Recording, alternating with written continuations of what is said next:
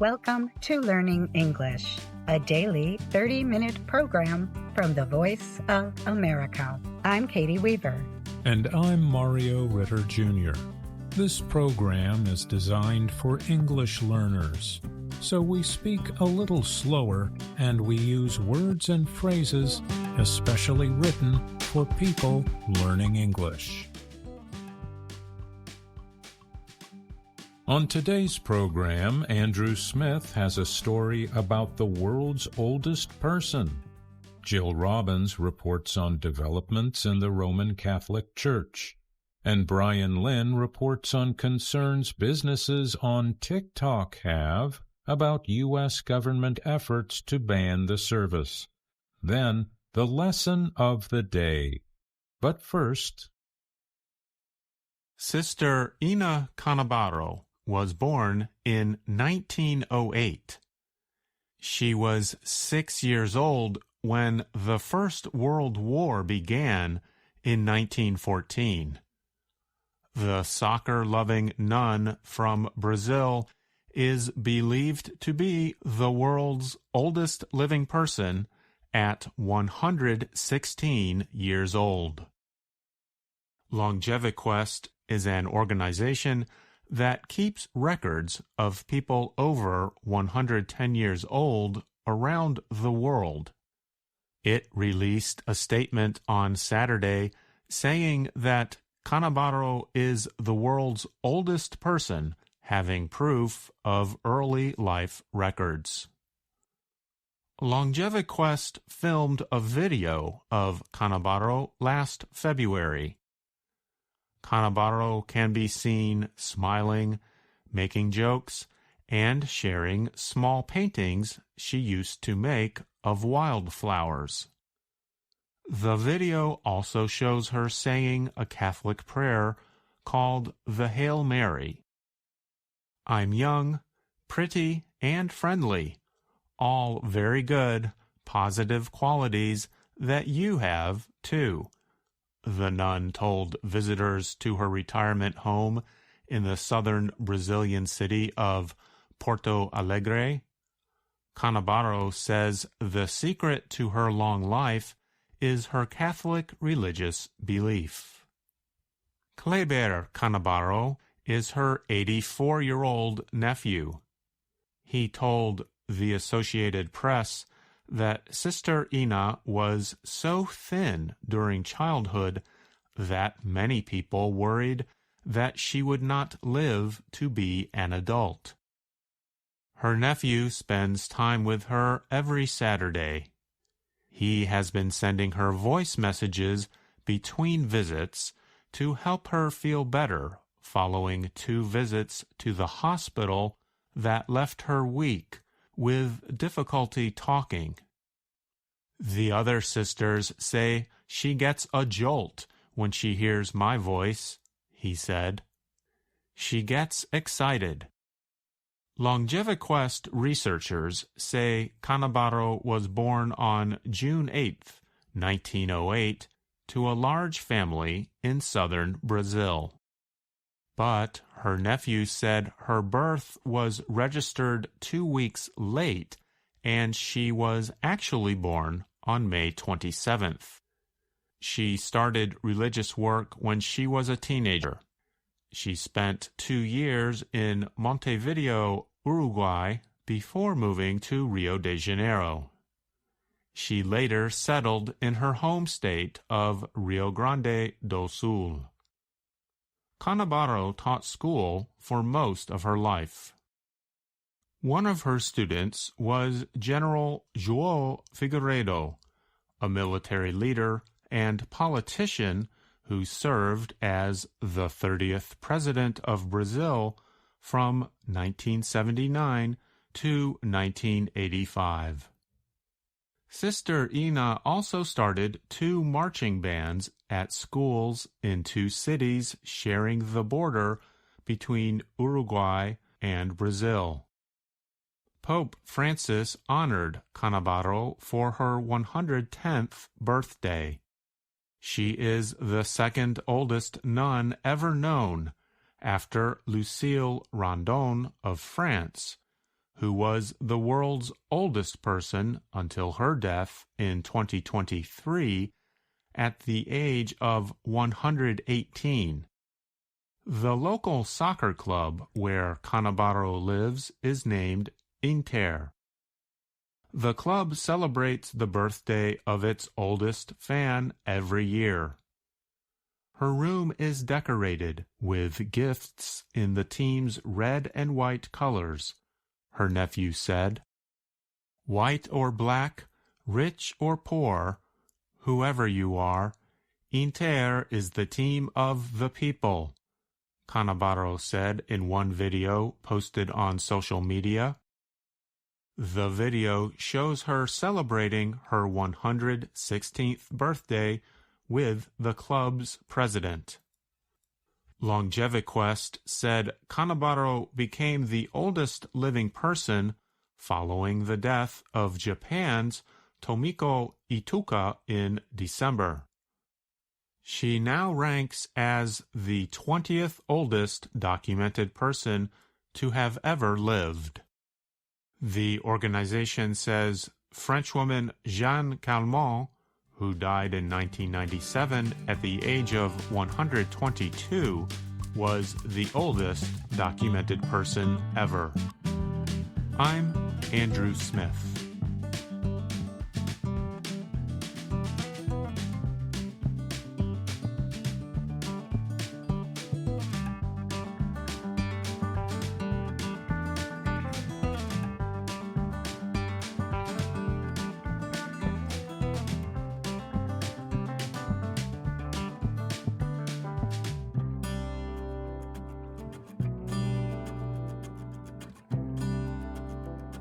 Pope Francis has named the first woman to lead a major office of the Roman Catholic Church.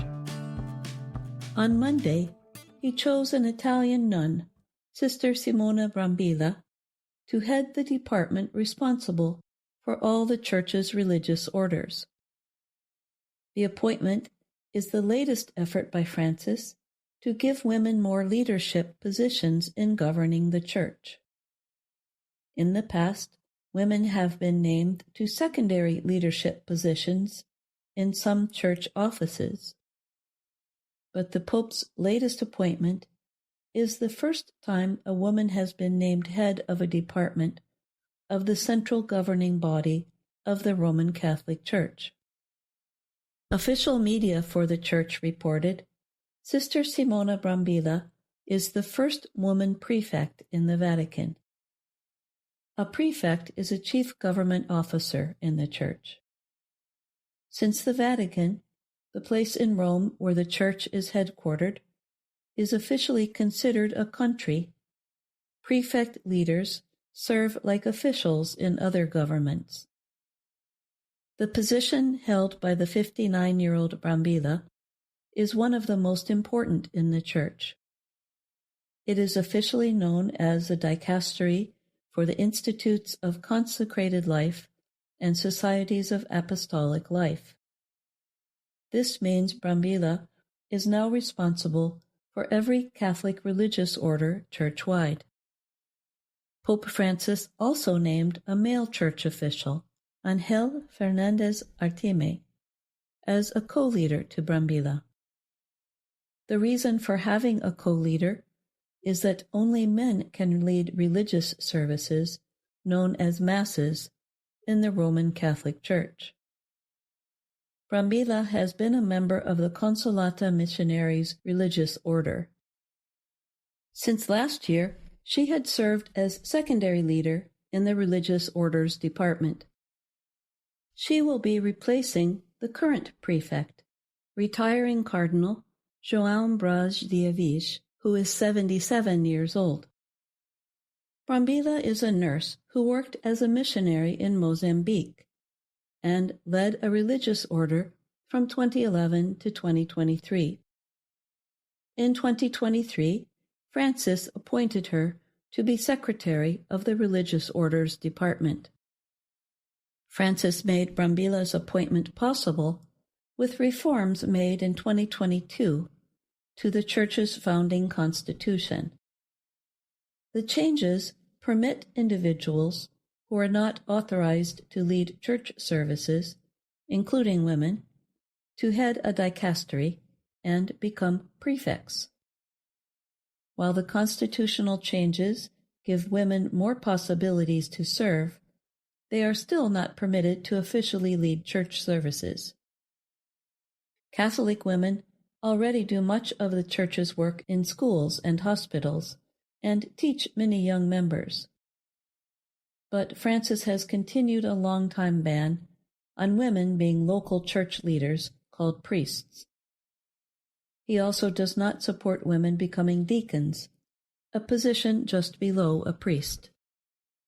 However, under Pope Francis's leadership, there has been a marked increase in the number of women working in church positions since he was elected in 2013. The Vatican News reports the percentage of women in leadership positions rose from 19.3% in 2013 to 23.4% today. Among the women holding high leadership positions are Sister Raffaella Petrini, the first ever female Secretary General of the Vatican City-State. She is responsible for the territory's healthcare system, police force, and Vatican museums. Another nun, Sister Alessandra Smirille, is the second in command in the Church's Development Office.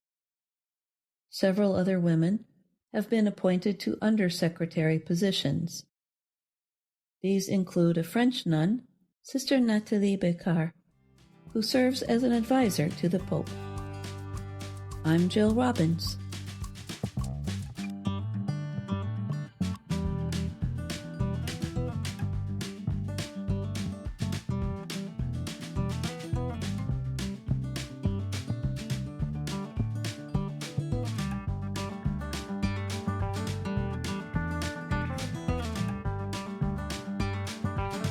As the date nears for a possible U.S. ban on the video sharing service TikTok, some small companies are saying such a ban would hurt their business. The U.S. Justice Department has ordered TikTok's China-based parent, ByteDance, to sell the social media app by January 19th or face the ban. Lawyers for ByteDance and TikTok have sought legal action to temporarily block the Justice Department's order. The Supreme Court is expected to consider the matter in January. President-elect Donald Trump, who takes office January 20th, has asked the Supreme Court to delay a ban to permit solving the problem through political means. U.S. officials have long warned that TikTok presents national security concerns. The government accuses ByteDance of sharing user data with China's government. Critics have said China could also use TikTok to spread misinformation and that material published on the service can harm the mental health of young users. TikTok has repeatedly denied the accusations. The company has said it sees the app as an important tool to support Americans' right to free speech. Industry experts have said a U.S. ban on TikTok could affect millions of small businesses that use the service to grow. TikTok launched in the United States in 2016. Since then, many small business owners have been using it in different ways. These include marketing and advertising campaigns to introduce new products. Many companies also sell goods directly through the app. TikTok's own estimates suggest small businesses currently using the service would lose more than $1 billion in revenue in a single month if the ban goes into effect. One example of how TikTok can be used to quickly grow a business is the experience of Desiree Hill. She is the owner of Crown's Corner Mechanic in Conyers, Georgia. She told the Associated Press that sharing videos of her work on TikTok helped spread the word online about her business. As a result, the app made her services so popular she was able to open her own shop with 5 employees 18 months ago. Every day I get at least 2 to 3 customers that have seen me on TikTok, watched my videos, and wanted to become a customer, Hill said. If a ban on TikTok is established, many businesses would likely move to other services to reach customers. Instagram Reels, Snapchat, and YouTube Shorts are 3 possibilities. Many small companies already use those apps, but business experts say it might be harder to get teens who have long used TikTok to start using other apps. Effects of a ban would be for them to build a strong base of customers who are willing to provide their contact emails or phone numbers. That permits owners to reach out directly to users with new offers and other marketing messages. Hill of Crown Corner Mechanics worries that other services would not reach as many possible customers as TikTok.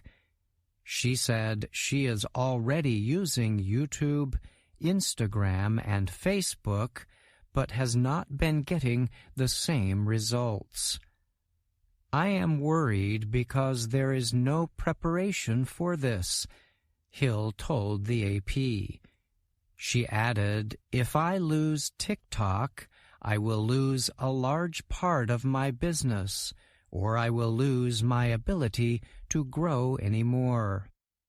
Crystal Lister uses TikTok for her business called Mommy and Me, the Listers, in Cypress, Texas. The company offers interactive educational training in subjects including technology and science. Now she is seeking to move her offerings to YouTube and Instagram Reels, but says TikTok is easier to use. It is going to be a challenge if TikTok is banned because we're losing kind of all the functionality you want, Lister said. These could include video creation methods and the ability to spread product details through social media. So we'll have to use many other platforms to supplement what TikTok did in one. I'm Brian Lynn. VOA Learning English has launched a new program for children. It is called Let's Learn English with Anna. The new course aims to teach children American English through asking and answering questions and experiencing fun situations. For more information, visit our website, learningenglish.voanews.com.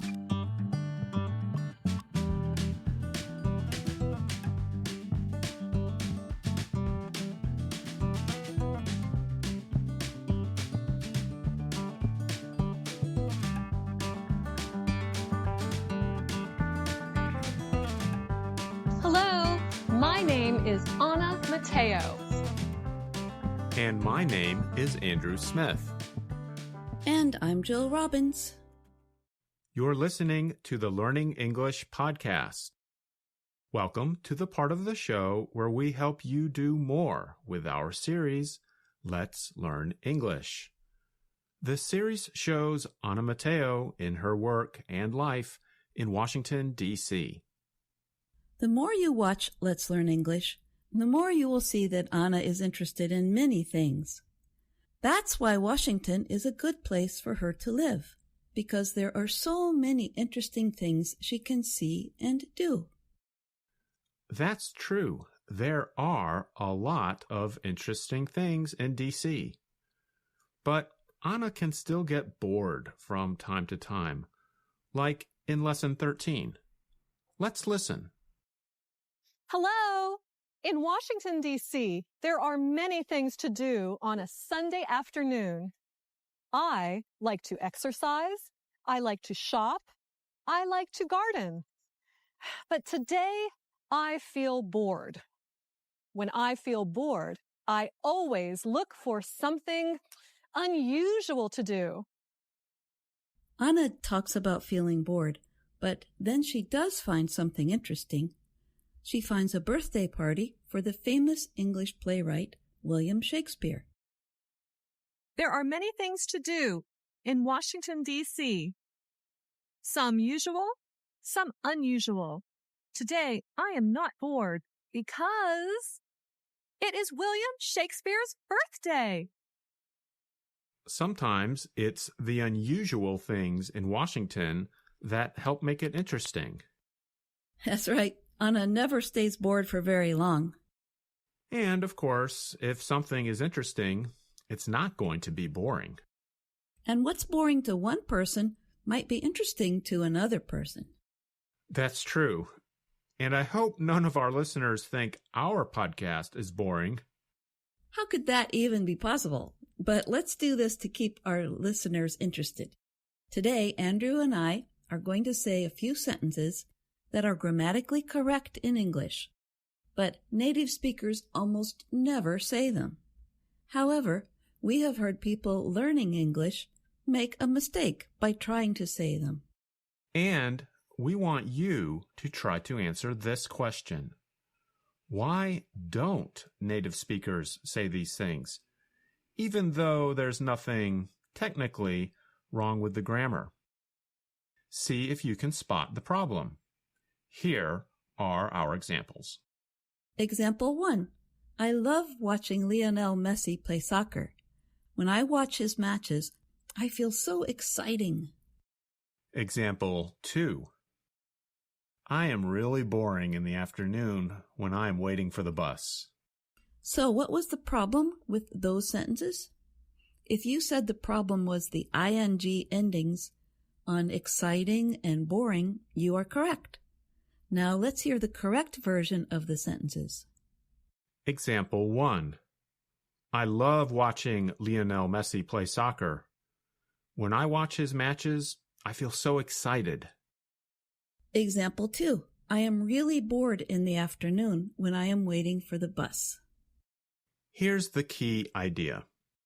The ing ending refers to the source, the thing that makes or produces the feeling in the person. And the ed describes how you feel as a result of the source. In the two examples, the soccer matches and waiting for the bus are the source of the feelings. Right. So the match is exciting, but the person who watches is excited. And waiting for the bus is boring, but the person who waits feels bored. So if someone says, I feel so exciting, that means the person thinks they are making other people feel excited. Someone would only say that in special situations. So a performer, like a famous singer, could actually say, I try to be an exciting performer, because it's their job to make other people enjoy their music or their shows. But that's a special situation, because they are indeed the source of the excitement. The rest of the people watching the show, feel excited. Now that you know that we use ing for what produces the feeling and ed for how people feel inside, we're going to use this in discussion. Jill, could you share an experience you've had that was very moving? I watched a performance this weekend that was called 200 Years of Soul Music, with a storyteller and musicians and singers moving from African drumming through spirituals to hip-hop music. Through it all, the performers made a connection to African roots of the rhythms. I felt moved by the new understandings they opened up for the audience. I think our listeners can understand that a moving experience is one that has a big effect on our emotions or feelings. So that's why you said, I felt moved. Now here's a question for you, Andrew. What for you would be an intimidating situation? And have you ever been in one? That's a good question. Well, here's one that comes to mind. I've always wanted to learn how to surf. It looks like so much fun to ride the waves on the surfboard in the ocean. So I've tried it a few times, but I have to say, when you're in the water and you see a wave rise up like a wall that's about to break onto your head, it's intimidating. The ocean is powerful. So you felt intimidated? I did, but not too much. I kept trying. And did you ever stand up on the surfboard? You know, I went surfing once, and I thought just lying on the surfboard through a big wave was a big accomplishment. I see what you mean. I did stand up, but only on smaller waves that were not so intimidating. Intimidation is the noun form of this word. To intimidate means to produce fear or threaten. You're listening to the Learning English podcast. Jill, here's a question for you and our listeners about Anna. What word does she usually say when she is excited about something? Oh, that's an easy one. She says, awesome, when she sees something interesting or exciting. Let's listen. What is going on here? It's a big birthday party for the writer William Shakespeare. This is a party for William Shakespeare? Yes! Awesome! Awesome! It would be interesting to count the number of times she says that in the series. Well, maybe I'll let you try that. But before we end today's podcast, let's read a little chant about the words bored and boring. Are you ready? Ready. Who's bored? I'm bored. You're bored. He's bored. She's bored. They're bored. In fact, we're all bored. Guess who's boring? I'm not boring. You're not boring. She's not boring. They're not boring. And we're not boring. I guess that means that nobody's boring. But I'm bored. You're boring? No, I said I'm bored. Well, then let's learn with VOA. They're not boring. All right. Jill, that was a fun chant you made. I'll bet it kept our listeners interested. I hope so. We don't want to be boring. No, we don't. But you know what? A little boredom is okay. Sometimes we just need to rest and do nothing. My cat is very good at that. Yes, cats are the champions when it comes to relaxation. So, whether you found our podcast interesting, boring, relaxing, or even confusing, thanks for listening to the Learning English podcast. I'm Andrew Smith. And I'm Jill Robbins. And that's our show for today. But join us again tomorrow to keep learning English on the Voice of America. I'm Katie Weaver. And I'm